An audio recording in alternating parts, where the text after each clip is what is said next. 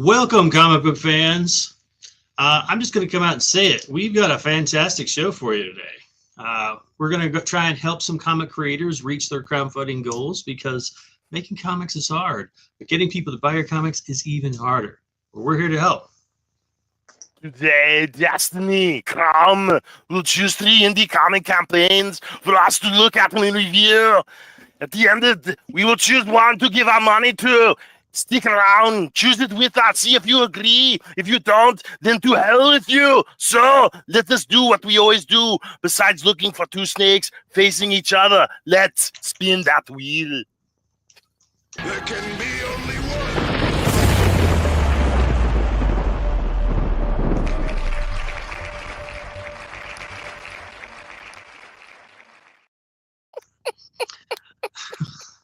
Welcome, everyone.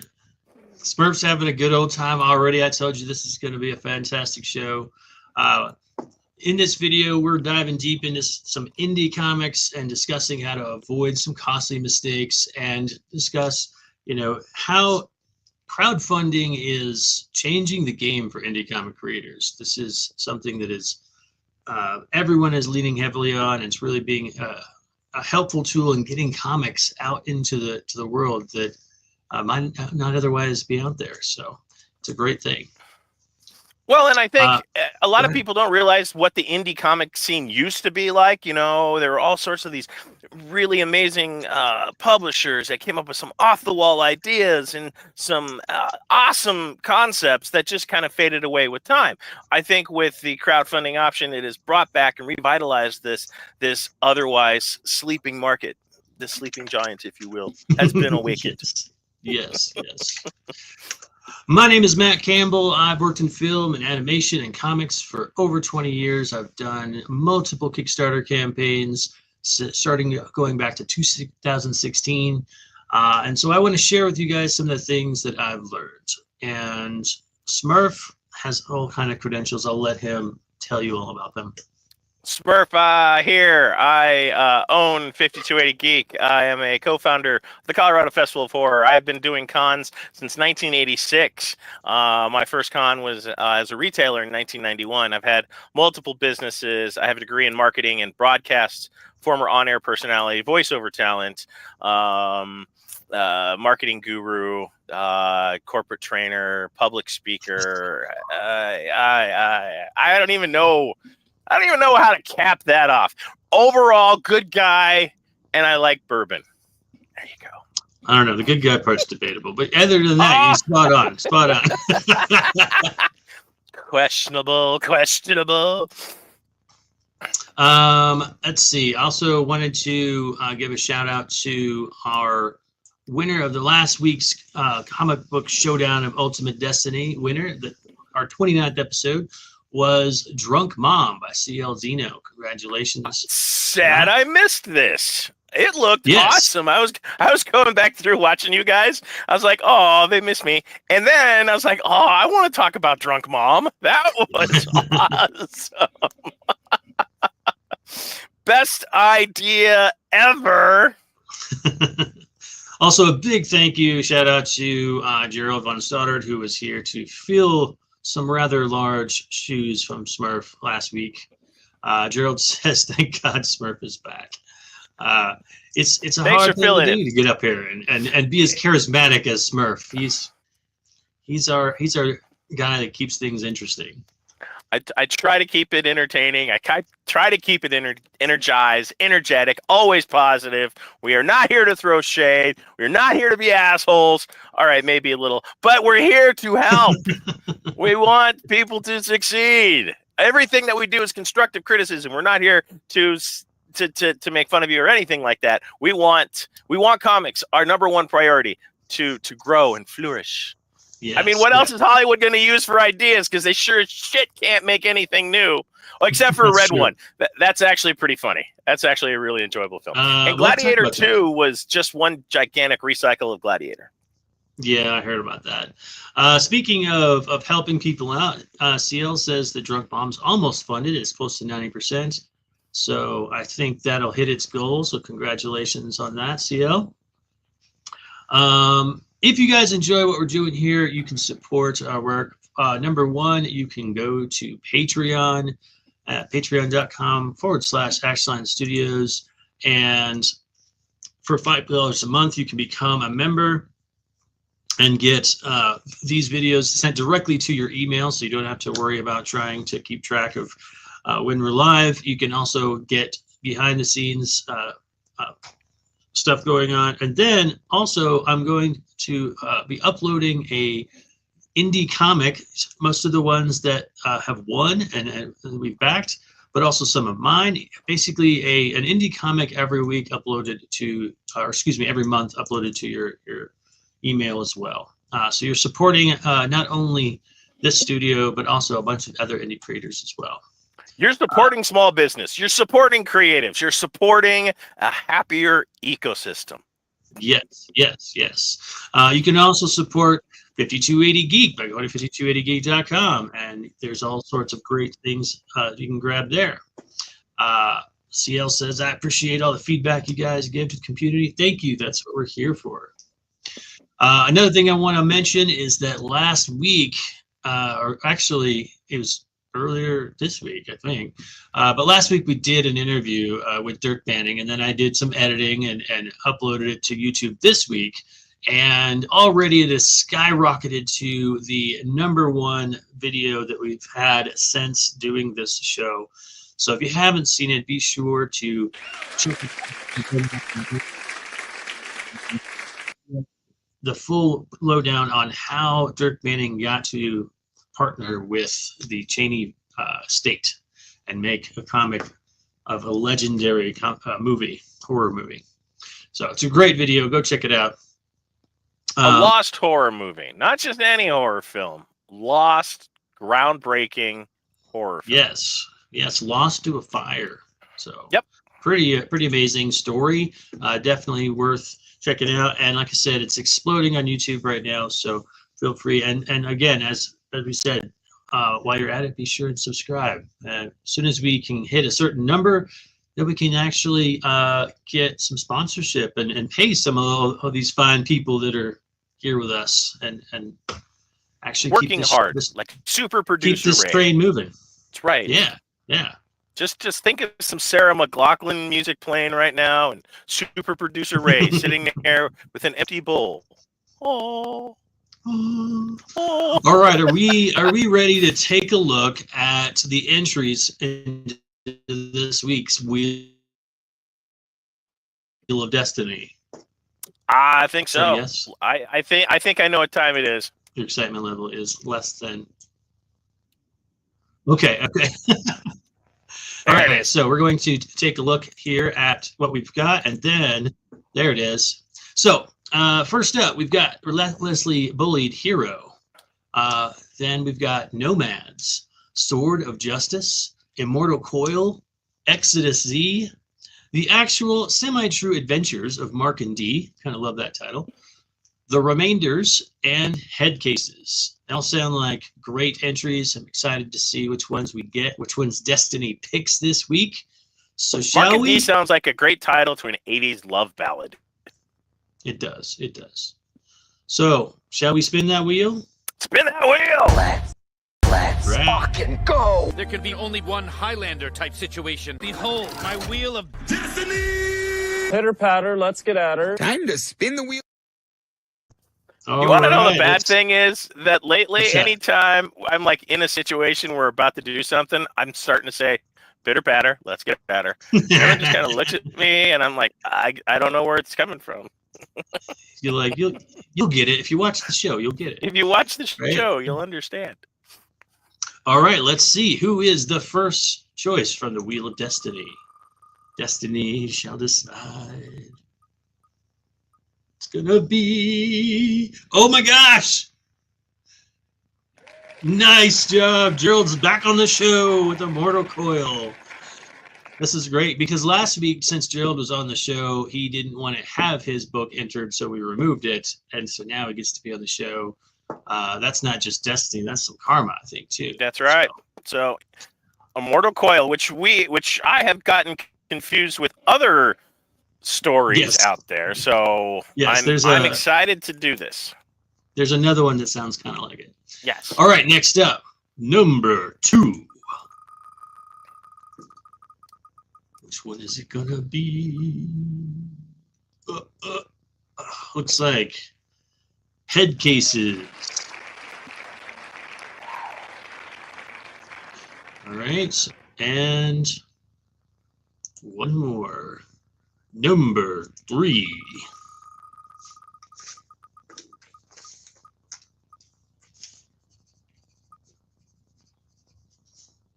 All right.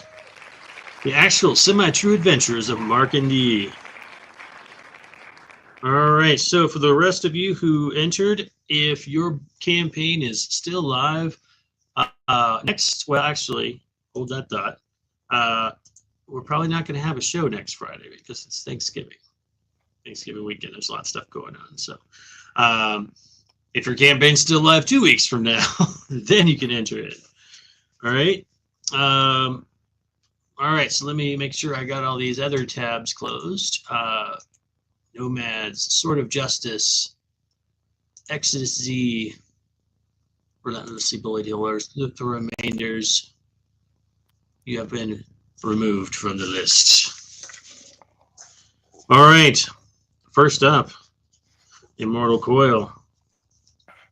Let's go ahead and switch to this tab.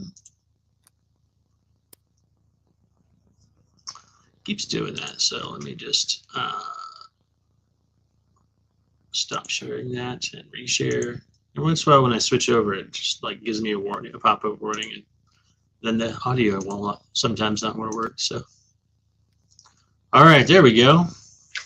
John says, I think the wheel is allergic to my books. Oh, I hate that, man. The wheel is it's a fickle mistress. It's a fickle mistress, yes. Destiny. But it doesn't mean that I'm not happy to give you some feedback. So if you want to message me and say, hey, what do you think? Just shoot me a message. I'll take a look at it for you. Dirk's with us, says, you guys rock. Thanks for all you do. Happy to have you here, Dirk. Thanks for joining. We're about to dive into Immortal Coil. So, again, this is from our good friend Gerald Lunsdottir. It says, Immortal Coil 1 and 2 Awakenings. An epic story of Norse mythology through the lens of eldritch horror, set in a modern world teetering on the brink of cosmic oblivion. How's that for a tagline? I like the cosmic oblivion. Wow. I like the verbiage. Gives me so the chills. stakes have been set. The stakes have been set. We know the who, we know the what. Evidently, someone has been paying attention. Yes. So we got tone, we have eldritch horror, we have location set in modern world, and then we have stakes. So lots of stuff going on. Already they have 16 days to go, so they're roughly about halfway through the campaign. Already they've busted their goal of 2,400. They're at 3,759 with 141 backers. That's fantastic. Great job, Gerald. So let's see. And this is issue 1 and 2? Is that what you said? Yes. And it's a common thing that this has been a conversation that has gone on since before we even started this show amongst comic creators. And that is that when you have a campaign that's multiple, like not the first issue, that you list it as 1 and 2 or 1 through 3 or 1 through 5 or whatever, so that the new people that come on board realize that they can get the whole thing rather than just saying, hey, this is issue 2. But generally it's because issue 2 is being released. Right. So DMD Nerd says that cover art is nice and dark. Yes, I loved the artwork on this. I can tell you that already. So let's see what the video tells us.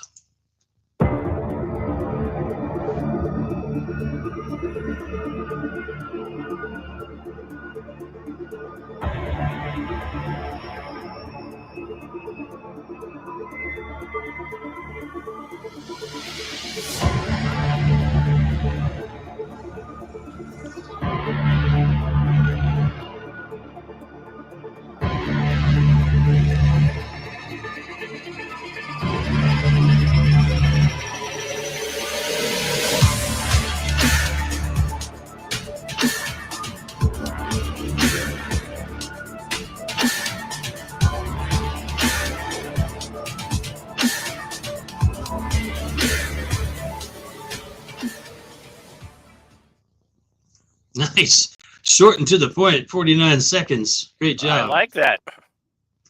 I loved the tone, like the sound, the music matched with the visuals. It had what a lot of comics boast it delivered on, which was that epic feeling. Everyone uses the word epic. Literally almost everyone uses the word epic, but this one actually is feeling it. So yes, I agree with John. It's awesome. Right? It is awesome. So, all right. Anything from you, Smurf, as far as likes, dislikes? What you got? I mean, I like the pacing. I almost think the music could have been a little bit quicker tempo, a little bit, va va boom. I like the darkness of it, but I think the music pace didn't match the pace of the slideshow. And I think if they had picked that up, I don't know. It was just like my feeling. And then there's no dialogue, so I don't know how the music slowly ramps up, but the images are going by quickly. So I could see just kind of someone just like, okay, when is like the big crescendo?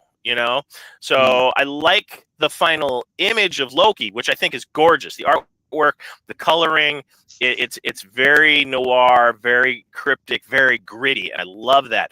But we just kind of like the music just never really kicks up into speed and gives us this magnificent kind of, like that Loki reveal. I think should warrant a much larger. If you're relying heavily on a music bed, the music should ratchet up with it to your big reveal. That should be something just like,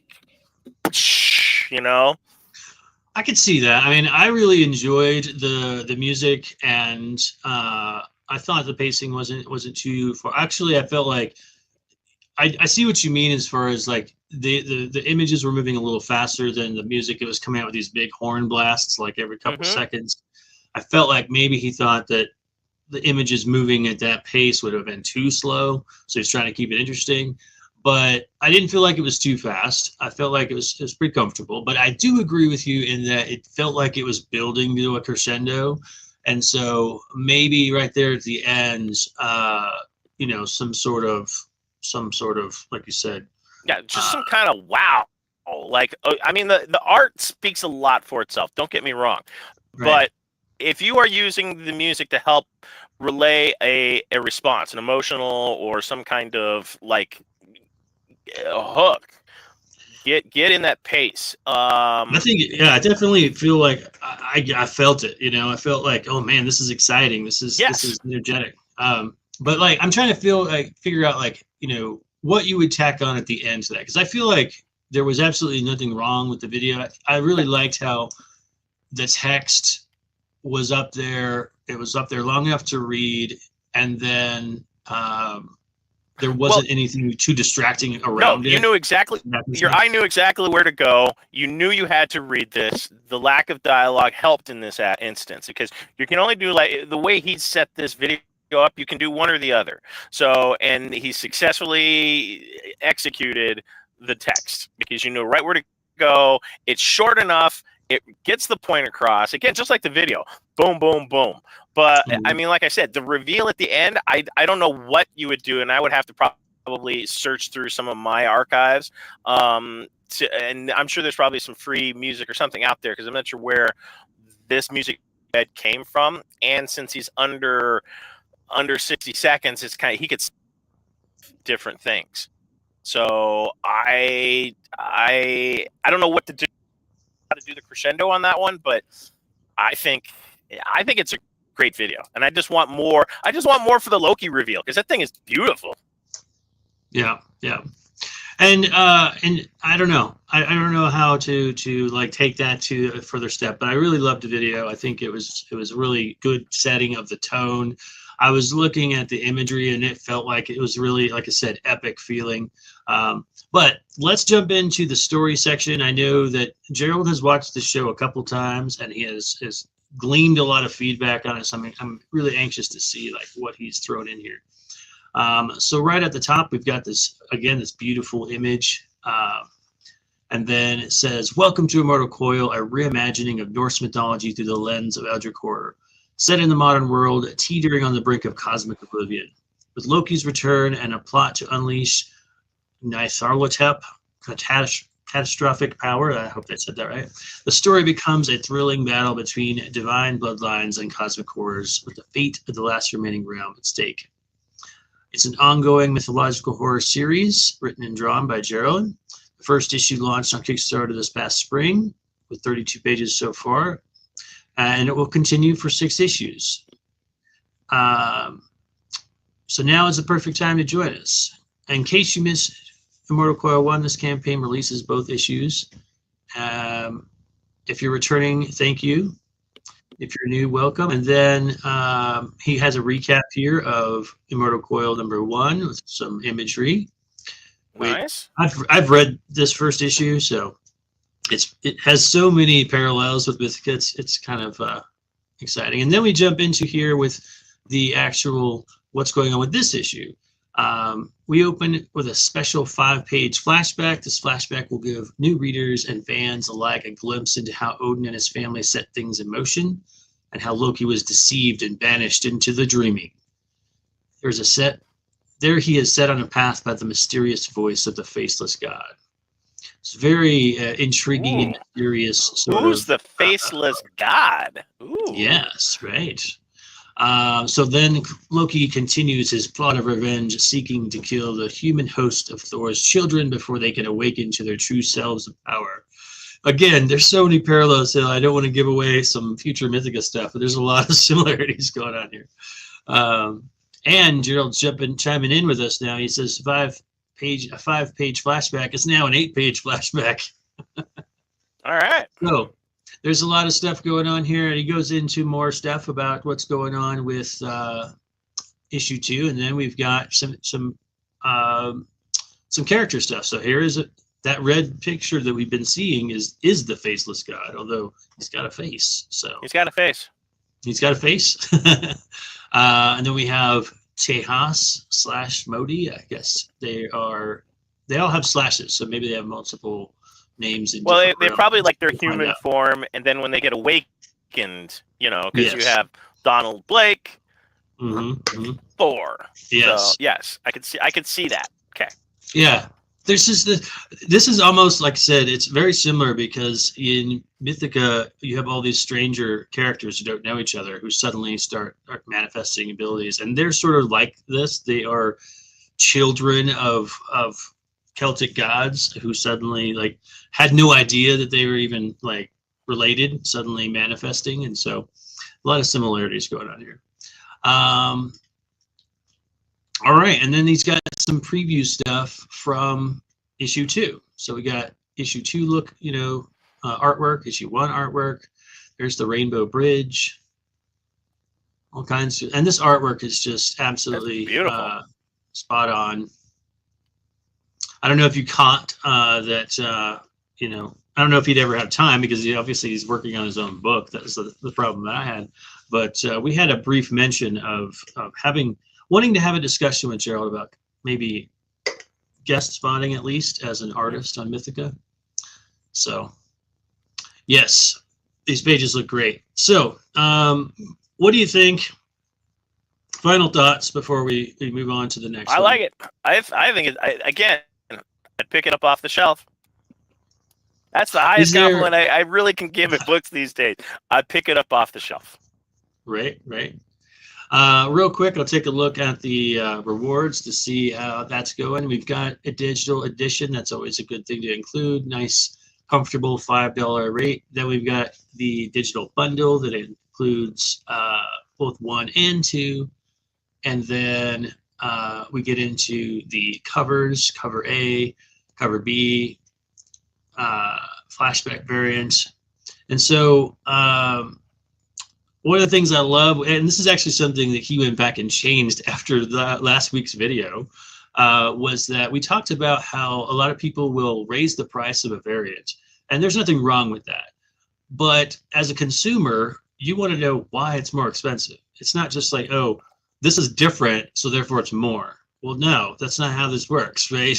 You could do it that way, and it might not have any problems. I know there's some people who have done it. But for when you walk into a comic book shop The only time a cover is more expensive is if it's like a store exclusive or some reason there's less of them. So Right. Like it's a 1 in 25. And that's typically anywhere from 15 to $20. So for every 25 regular issues, one of these was produced. So that's typically how the breakdown for variant covers works. And there's different tiers. I love that John Westhoff is giving Gerald a hard time here by saying that guy last week was rough, a total noob.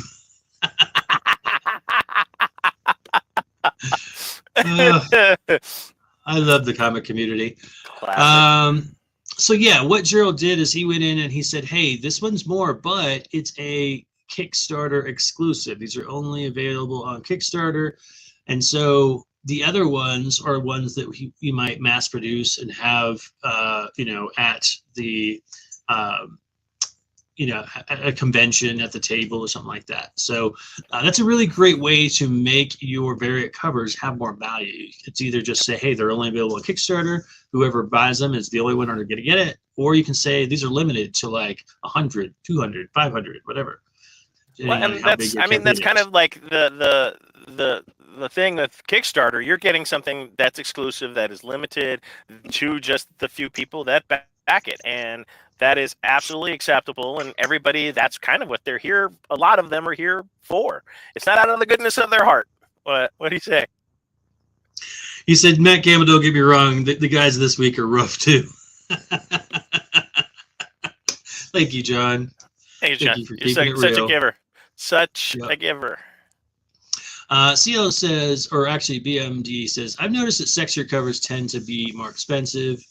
And again, I have done that even with my own campaigns, but it's because I'm making less of them. And again, I try to make that known. But even still, some people will say, hey, this is a sexy cover, therefore it's more expensive, because they know people are going to dive for it. So therefore they mark the price up. And hey, if you can get away with that, go for it, But for me, my philosophy when it comes to campaigns is create as much value as you can for your consumers, for your fans, and they're going to keep coming back, right? If you just keep jacking up prices because you can, people are going to start to say, hey, man, this guy's just being greedy. But if you say, hey, they're going to catch on. Yeah. Now, one of the things that I do occasionally, and usually I have this at least once a campaign, is the printer that I use. I'm using Ready printers right now. In the past, I've used some others, but they have the ability to print a numbered, a countdown kind of number on the cover. So if you may say, I'm only gonna make 100 of these, on the cover, it'll say number 59 of 100, number 60 of 100. And they basically like number every book as it's printed. And that gives it value. You're like, oh, I know this is only 100 because it says so right on the thing, and that's a great way and it doesn't really cost hardly anything extra, So it's a really great way to increase value of a book without actually increasing your cost. Without incurring costs. Yeah, and that's the thing. You don't have to, create more expenses to create more value. Just having a thank you page in your book is a great way to have value. One of the things we talked about, I think it was last week, it might have been the week before, but was somebody had a producer level. And I've had my campaigns listed like that in the past. In fact, I've had some pretty big names back at the producer level. But the difference was that in that campaign, you just paid a whole bunch of money just to be called a producer in the book. And I'm like, where's the value in that? On my producer level, they get the cover, the original art of the cover of the book framed, and everything else, and their name is in the book as a producer.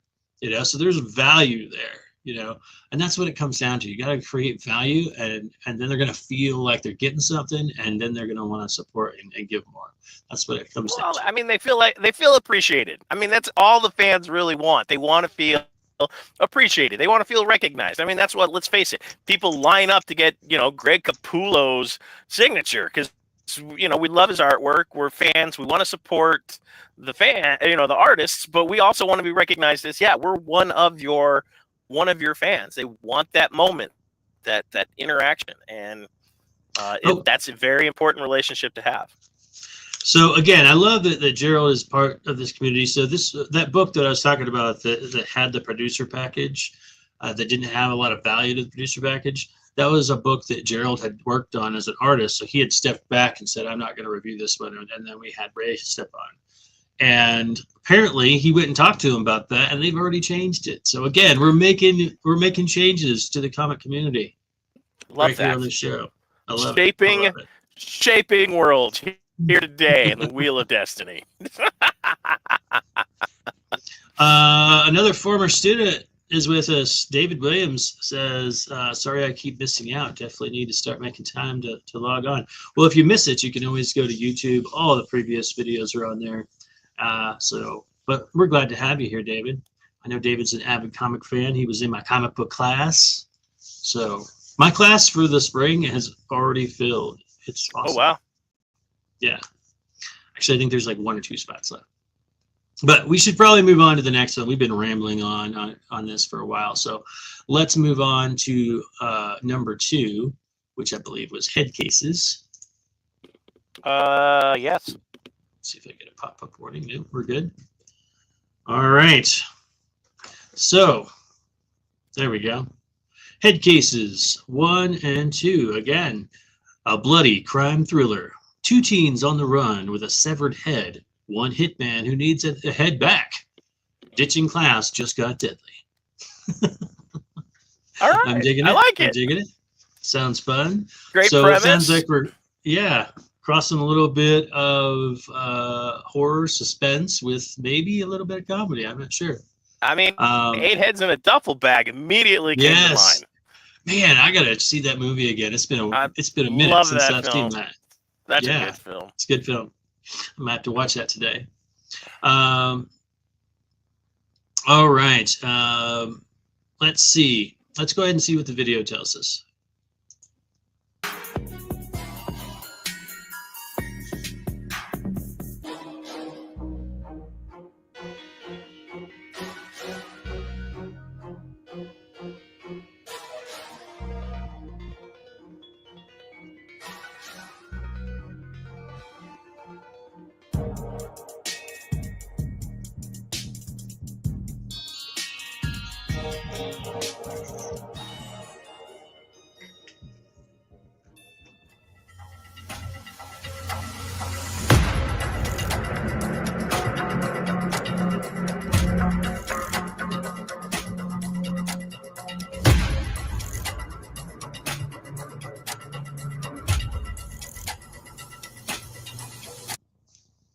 That ended abruptly.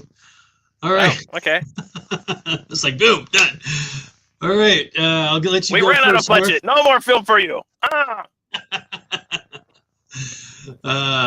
And then we'll take a look at some of these comments while you're commenting on that video. What'd you think of it?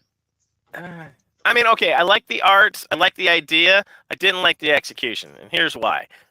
That is a lot, because I like the previously on, okay?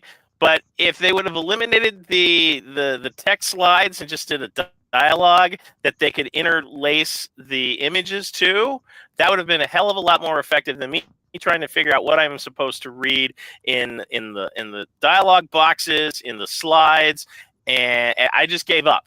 I mean, after that second slide, I'm like, okay, it's going too fast. I don't know what I'm supposed to be reading. And a simple narrative underlining all of the images, I think would have been a lot more effective and a lot more engaging than trying to read that quickly. It's too fast to read. I mean, the pacing is good. I like the artwork. So I just basically detached and just started watching the images. And I kind of gleaned, the premise and all that from that. But I think, it would have been better just talking versus reading. But yeah, so I like the artwork. Artwork's great. Right. Yeah, the artwork looks good. And I think the story premise we get between the intro line and the video, I think it's pretty clear about what's going on. So if you're watching, we've talked about this in the past. When you put text on the screen, you need to read it out loud to yourself and then add another like 30% of that time. So if it takes 10 seconds to read, which is a long time, then add another 3 seconds, right? Because most of that stuff, especially the text that was intentionally put for us to read, I was just getting to like the last couple words before it like switched over. Then the other words, the other shots were like, hey, here's a shot from the comic, and I definitely didn't get, you know, all that. So you're relying on a lot of reading for the audience. And I hate to say it, but people don't watch videos to read, right? They can read down below, right? So they want to see things moving and happening, and it's tough if you are starting out. If you don't know video editing, it's tough to figure out how to make things move and make it interesting and all that stuff. So if that's the case, do what Smurf said. Go with the simple thing and just get an audio and like explain a little bit, like that, give it that personal touch, or say, hey guys, this is my comic, I'm excited to share it with you, this is what it's about, that kind of stuff. That's going to be easier to process than trying to read a lot of stuff. On the other hand, I'd still back this book. I think it looks great.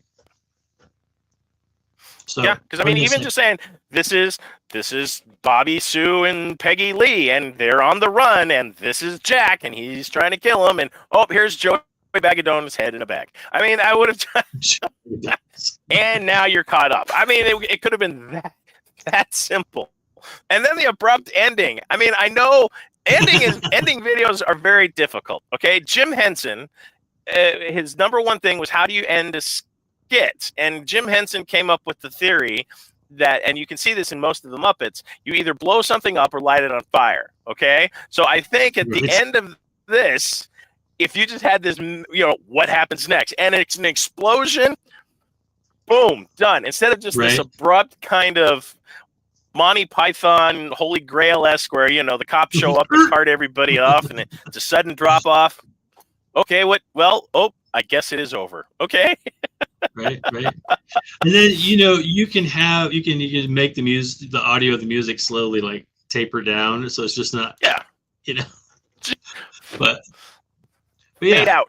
It's a neat little feature. You can highlight, fade out, done. Right. So yeah, we always look at the videos. We like videos. A lot of people, and Gerald last week said the same thing, that like, you know, we like to look at the videos. It sets the tone. It's also, if you are a writer or, you know, an artist, doesn't necessarily mean you know anything about video editing. So it can be rough to try and figure out this stuff. So that's one of the reasons why we do look at these videos and try to offer feedback, because I teach some video editing. Smurf's done a lot of video stuff, so we have a little bit of practice to that. Plus, we've also got super producer Ray with us, who has some video experience. And he says, I've noticed even in my video classes that people have trouble ending videos, between musically abruptly ending and having text not being on screen long enough. So it's definitely some learned things going on there. But let's see what this campaign tells us down below, and get into what head cases, any more information about it. So we've got head cases, schools back in session.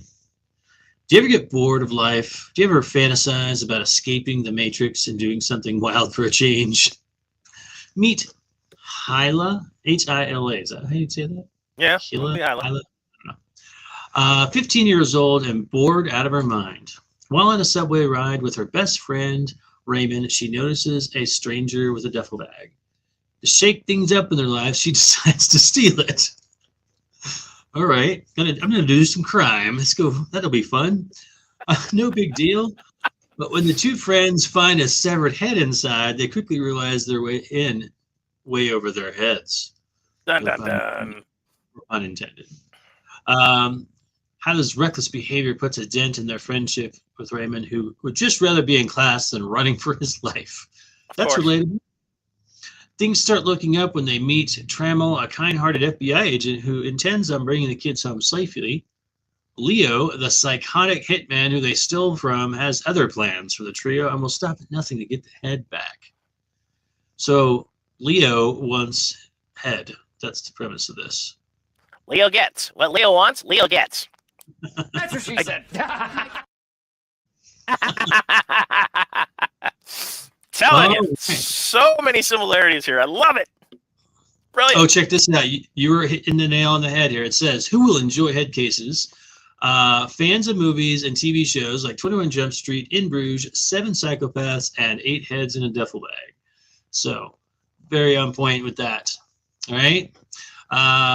So, John says, crime rules. It's only illegal if you get caught. It's true. It's true. It's not a murder if they can't find the body. All right. So we got some preview pages here. That's always a great thing to have in your campaign. We have seen campaigns that don't have enough of this. So that's Sure. a nice, this is really nice looking art, beautifully colored. Not really sure if it says who's doing the artwork. We got our rewards here. I'm kind of curious, so I'm looking. If it says it anywhere. There we go. Says Leslie is a Haitian American writer based in Texas. His work includes Savage Wizard.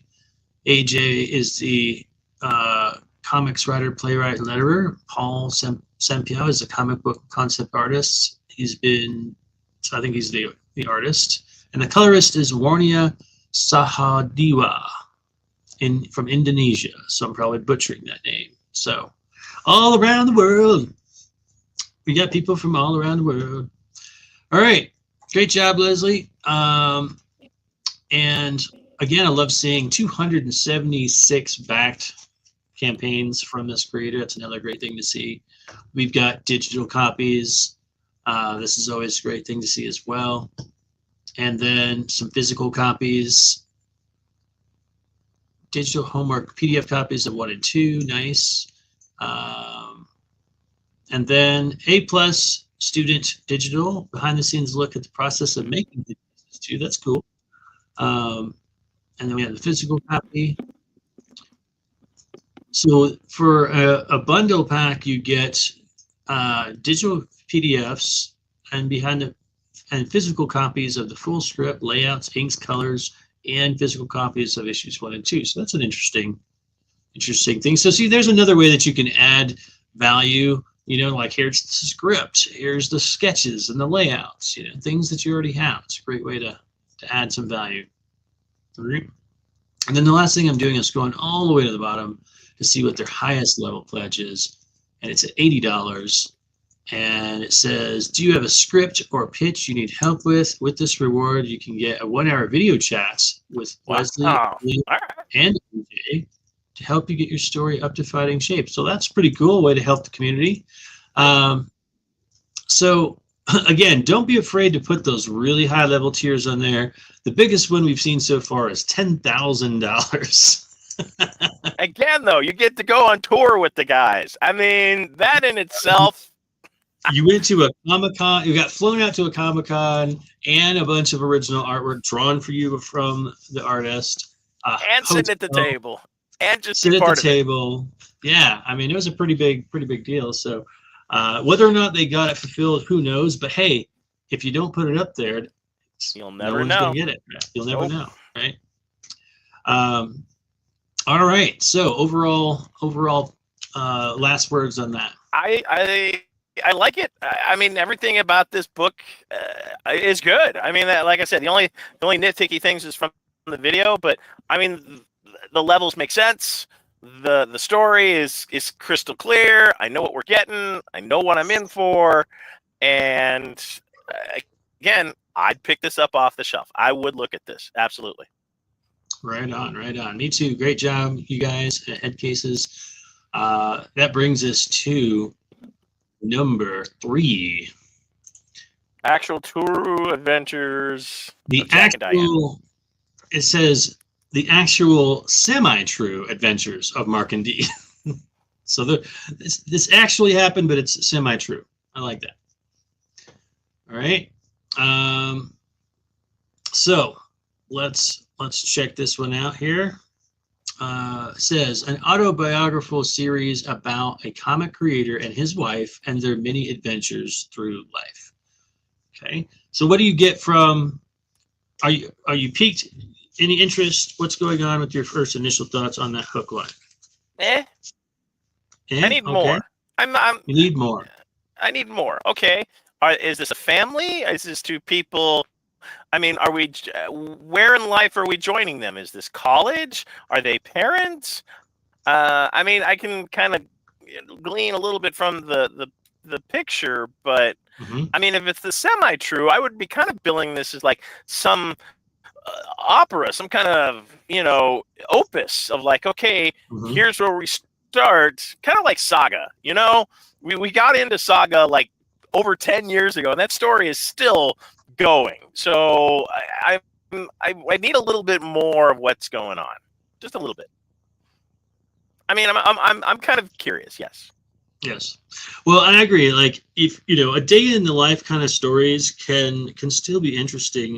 We had the drunken hero one last week was sort of a day in the life kind of thing. But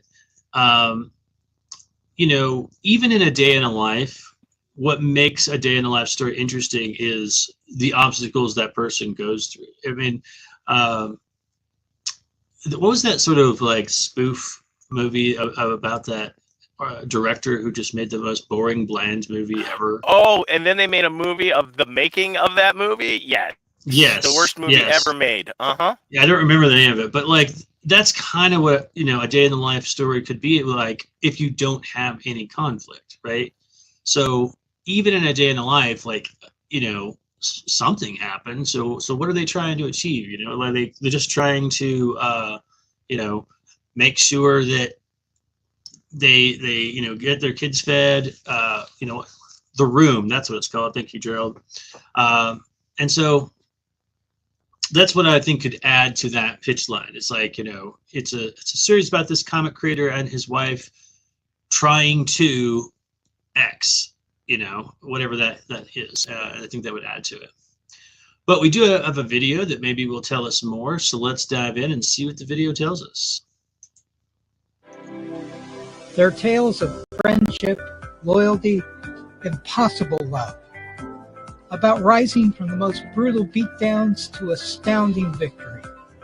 It's about finding that one person who can look beyond the book's cover and find the magic within. You can look the world over for riches and fame, but it means nothing without that spark of humanity and the sacrifice you're willing to make to tell your story and touch the people who hear it. Yeah, this is a superhero comic. We just don't wear the union suits. Whoa.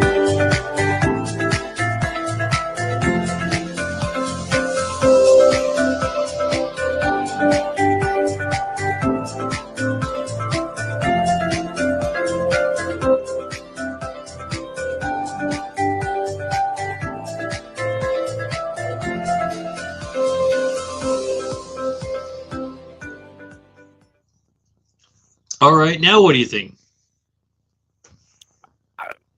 Cool. He's like frozen. He's speechless. It was so great. He's speechless. I cool. All right, cool. That's the word you got. For it. It's cool. Those of you that are watching, leave your comments below.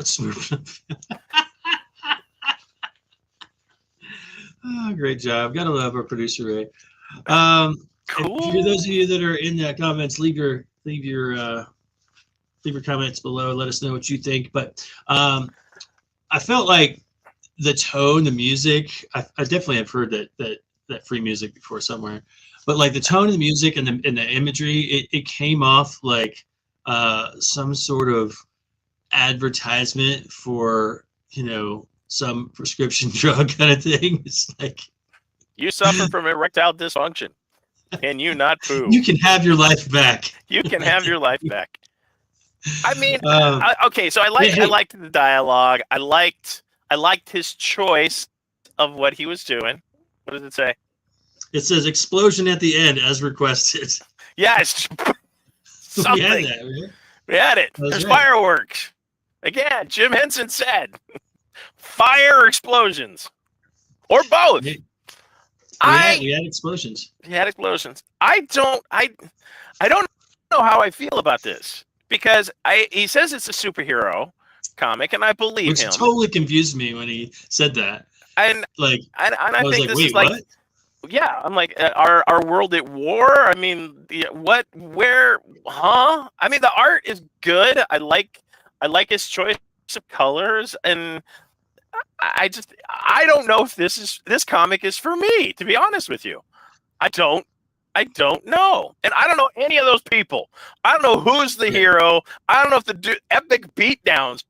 Who's getting beat down? If they're heroes, why are they getting their asses handed to them? I got Right. So, Ray says, I lived in Columbus, Indiana for like 6 months. It may be the first comic to be created there. I mean, so yeah, and I agree with Ray's or BMD. It does have like a slice of life vibe. I mean, that's kind of like what we talked about at the beginning, at the intro of it.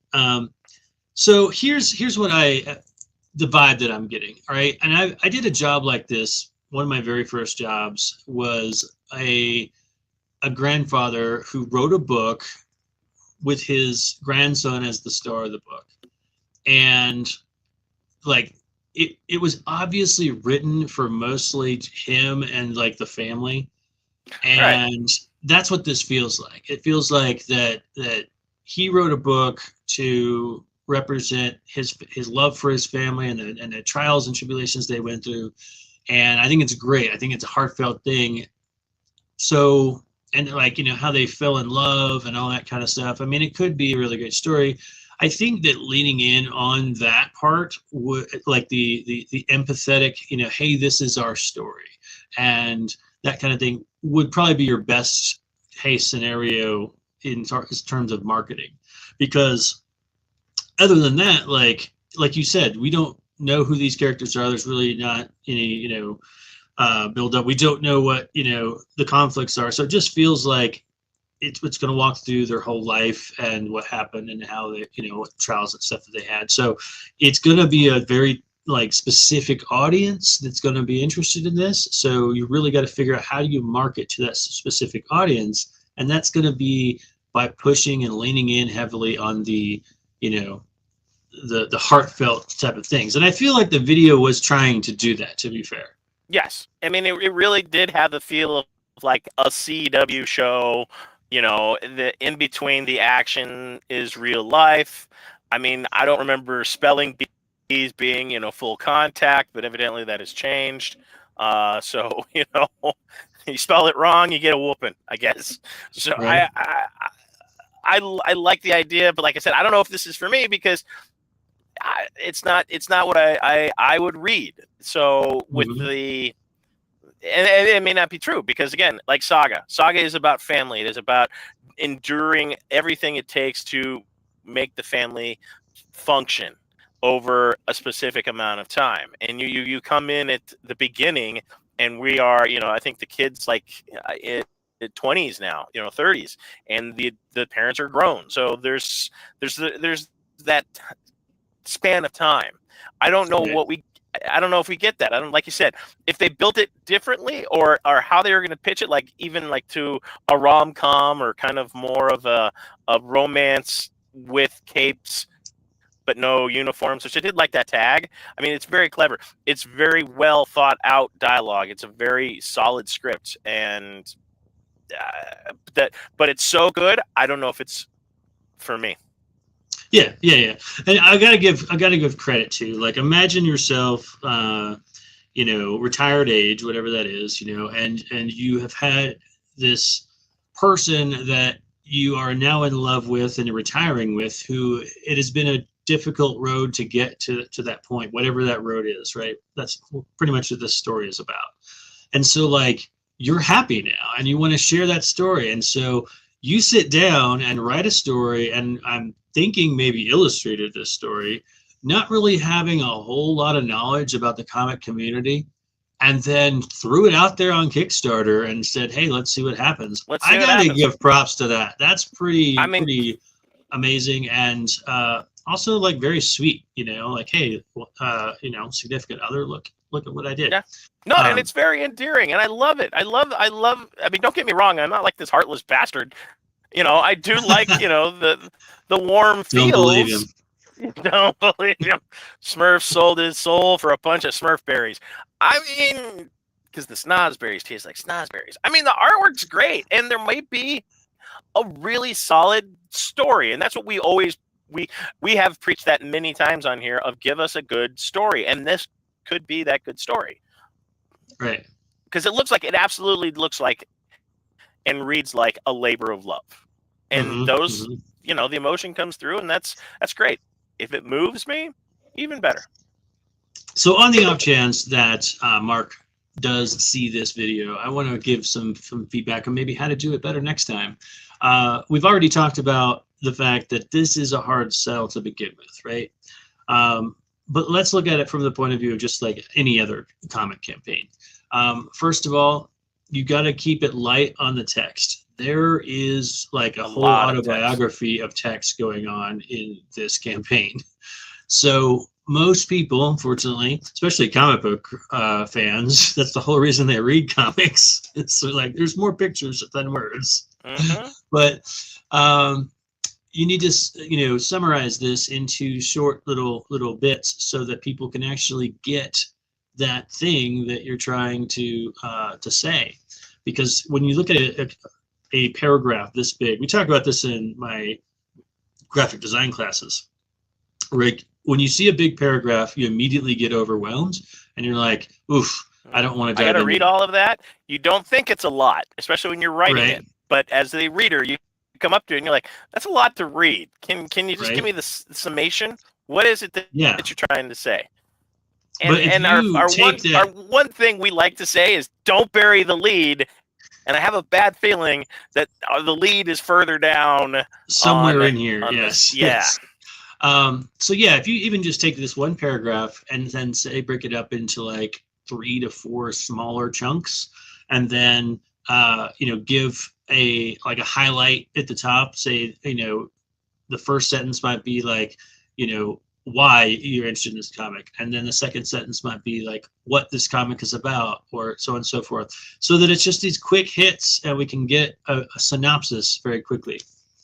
You're right there, Smurf. Looks like you're staring at ghosts. You need me to call a Ghostbuster? Ghostbusters seeing ghosts. Right? Ghostbusters, what do you want? He does have a PDF file, which is fantastic. A couple of different PDF versions. In fact, the first four pledges are all digital, which is probably a good idea. That's a great idea for a book like this. In fact, that's also a PDF. That's a PDF. I pretty much think everything is a PDF. So that's probably a good thing for an unknown, slice of life love story kind of comic. It's probably going to be low backing, so that would be expensive to make books, because a lot of times there's a minimum on printing books. I think pretty much everything in here is a PDF so far. So one of the things that you might consider, Mark, is having a large there is a physical book here now, but like having a large tier, something maybe like you do a drawing for them, like do a drawing of maybe a couple's drawing, since this is sort of a love story based thing. You say, hey, I'll do a drawing of you and your significant other for this price, just to get some of those higher level tiers, right? Or even draw them into the next issue, or something to entice them, in addition to a physical copy, original sketch, and inclusion into the next issue. Yep. I mean, that would be simple. All right, so it's time for us to decide which one we are going to back. We have 3 different ones to choose from. We have Immortal Coil, we have Head Cases, and the actual semi-true adventures of Bark and Dee. So leave your choices in the comment section. But Smurf and I are about to decide. As long as he doesn't get a toy dropped on his head. He's grabbing a specific toy there. I'm wondering, it wasn't very smooth. All right, so are we ready? Are you ready, Smurf? I am ready. All right. I am ready as well.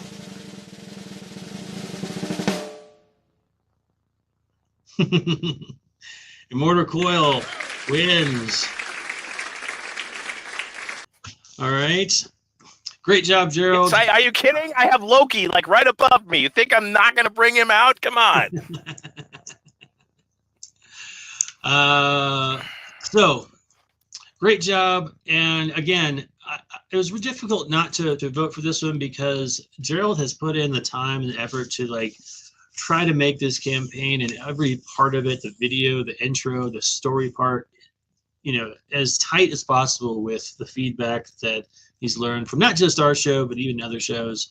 I love that he's constantly trying to improve. And on top of that, it's very intriguing, like the story and the artwork, all that looks great. Head Cases was a close runner-up. Definitely would still back I mean, I'm that not going to book. lie. Head Cases was really close because I do like the gangster kind of esque, but and again, we base this off of the pitch, and the only thing that put me off of Head Cases was our own rules, and based on the pitch, if they had probably done a little something different with that video, I could have seen a very, very split decision on this one. Yep.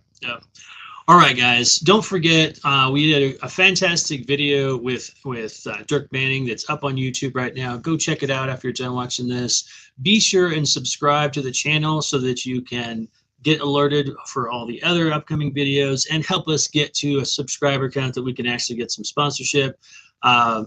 Check out actionlandstudios.com to get copies of Mythica, t-shirts, hoodies. They've even got Christmas cards now, so go check that out. And then, Smurf, where can they find you at? You can go to 5280geek.com. Our podcast is available on all major podcasting platforms. One near you, of course.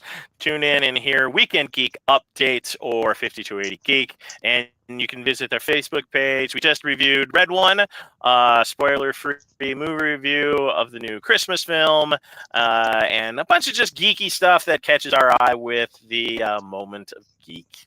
So come by, hang out, put your feet up. All right, with that. And on that bombshell, we'll see you in 2 weeks. But in the meantime, run fast, laugh hard, and always be kind. Good night.